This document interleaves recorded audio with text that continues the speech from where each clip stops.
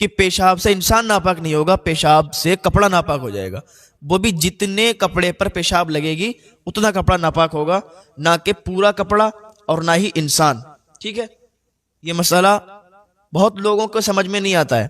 آپ پورا مسئلہ صحیح طریقے سے سمجھ لیں گے تو پھر یہ دقت نہیں آئے گی. جیسے کہ میں نے پہلے مسئلہ بیان کیا تھا نا کہ پیشاب سے انسان ناپاک نہیں ہوتا ہے، کیسے کیا حالت ہوگی، تو اس سب کی وضاحت کر دی تھی.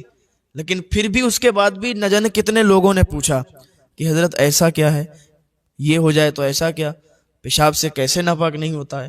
آج تک تو مسئلہ سنا نہیں، ہم نے نہیں سنا، یہ آپ کی غلطی ہے. اکثر میں بتاتا ہوں کہ اکثر لوگوں کو یہ مسئلہ نہیں معلوم ہوگا کہ پیشاب سے انسان کیسے ناپاک نہیں ہوتا ہے.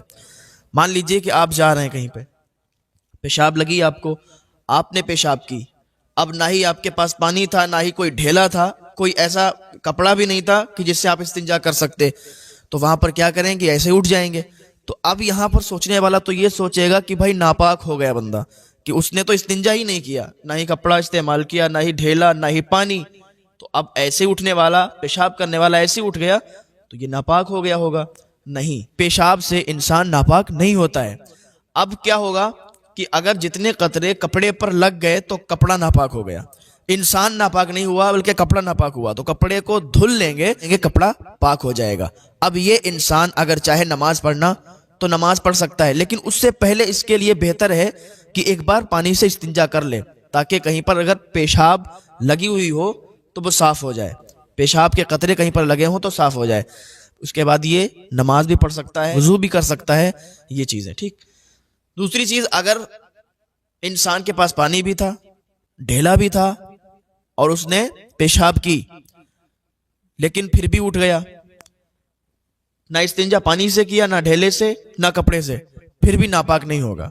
لیکن ایسا کرنا بہتر نہیں ہے. اگر اس سے احتلام وغیرہ ہو جائے یا شادی شدہ ہے، جمع وغیرہ ہو، تب انسان ناپاک ہوتا ہے. کہ پیشاب سے انسان ناپاک نہیں ہوگا، پیشاب سے کپڑا ناپاک ہو جائے گا، وہ بھی جتنے کپڑے پر پیشاب لگے گی اتنا کپڑا ناپاک ہوگا، نہ کہ پورا کپڑا اور نہ ہی انسان.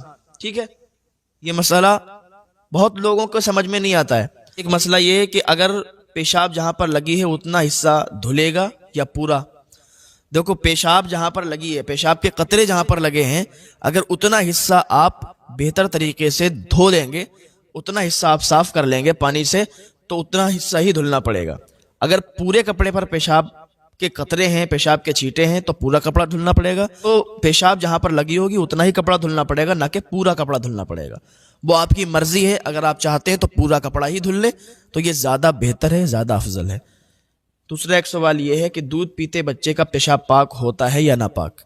دیکھو، دودھ پیتا ہوا بچہ ہو یا کھانا کھاتا ہوا بچہ ہو، پیشاب جو ہے سب کا ناپاک ہی ہوتا ہے.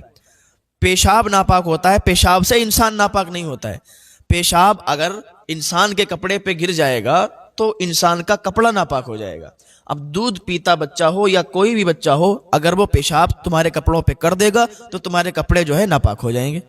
وہ بھی پورے کپڑے ناپاک نہیں ہوں گے، جہاں پر پیشاب کرے گا اتنی جگہ ناپاک ہوگی، اتنی جگہ کو آپ دھل لیں، آپ کا کپڑا پاک ہو جائے گا. ٹھیک. ایک سوال یہ ہے کہ اگر نماز پڑھتے وقت انگوٹھا ادھر ادھر ہٹ جائے. ہاں، یہ ایک جو مسئلہ آتا ہے کہ انسان نماز پڑھ رہا ہے، نماز پڑھتے ٹائم بہت سے لوگ کہتے ہیں کہ انگوٹھا جم جانا چاہیے، پیر کا انگوٹھا جم جانا چاہیے، اگر ادھر ادھر ہٹا تو نماز ٹوٹ جائے گی.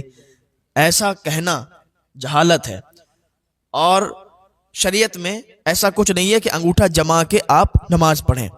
بھائی دیکھو، آپ نماز پڑھنے کے لیے کھڑے ہوئے، آپ کے انگوٹھے جمے ہوئے ہیں، اب آپ نے رکوع کیا، سجدہ کیا، تو سجدے کی حالت میں گئے اور پھر اٹھے تو ظاہر سی بات ہے کہ انگوٹھا ادھر ادھر ہٹ بھی جائے گا.